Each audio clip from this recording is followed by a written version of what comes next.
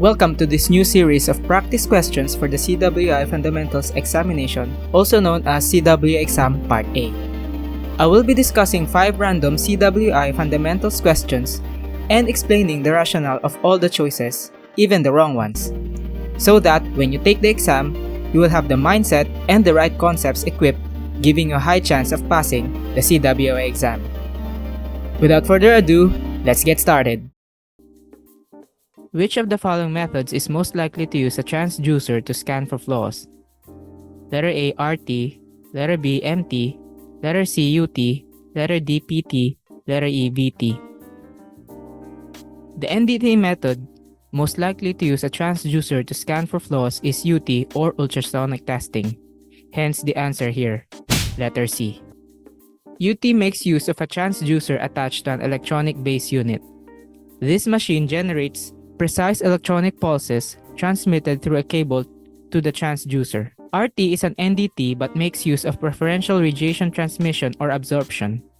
Magnetic particle test, or MT, utilizes magnetic field to detect surface and subsurface discontinuities. PT, or penetrant testing, uses the principle of capillary action to detect flaws.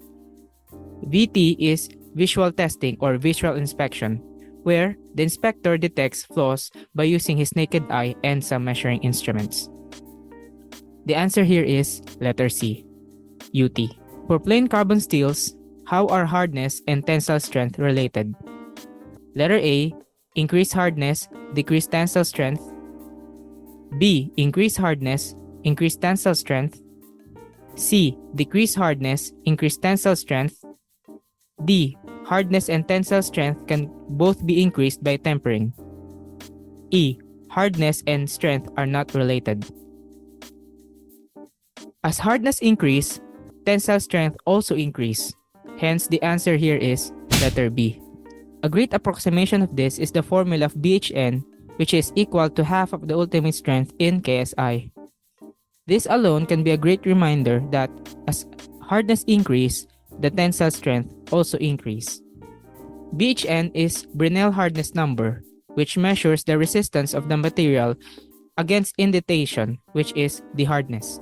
Hydrogen in the molten weld metal can cause A, undercut and overlap, B, cracking and porosity, C, incomplete penetration and incomplete fusion, D, porosity and slag inclusions, E, hydrogen will diffuse during welding and will not cause problems. Now, this question pertains to welding discontinuities and defects. Let's run through all of the choices. Porosity is normally caused by the presence of contaminants or moisture in the weld zone, which decompose due to heat and form gases. And one of them is hydrogen. Because our atmosphere contains moisture, hydrogen from said decomposition of moisture causes this discontinuity. Other sources of moisture or hydrogen can be poorly stored electrode, moisture in the base metal, and with the shielding gases as well. Cracks can also be a result of hydrogen entrapment which propagates in the intergranular or transgranular structure of the metal. Letter B is the answer here. Hydrogen in the molten weld metal can cause cracking and porosity. Now let's discuss the other choices, why it is the wrong answers. Undercut is a surface discontinuity which occurs in the base metal directly adjacent to the weld. It is a condition in which the base metal has been melted away during the welding operation and insufficient filler metal deposited to adequately fill the resulting depression.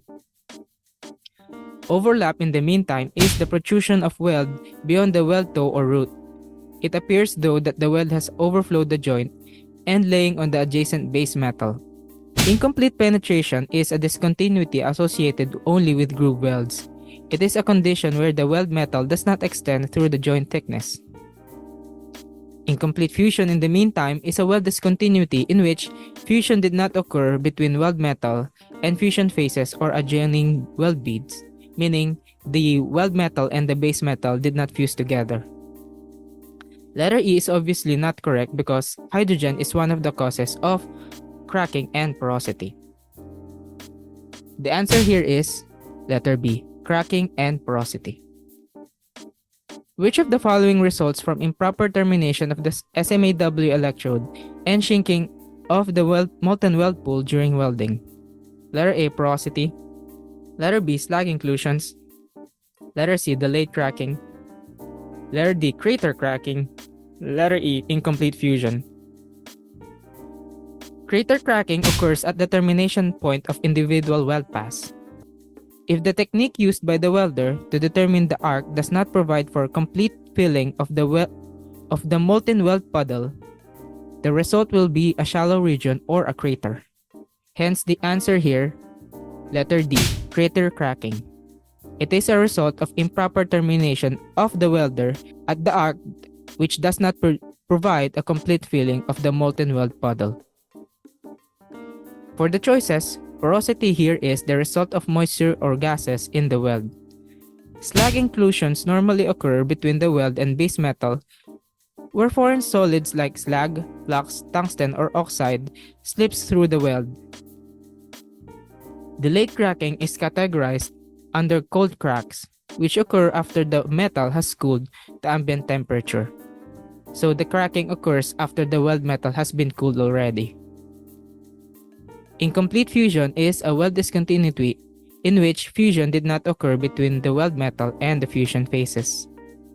Entrapped slag can result when using all of the following except letter A, SMAW, letter B, SAW, letter C, FCAW, letter D, ESW, letter E, GMAW.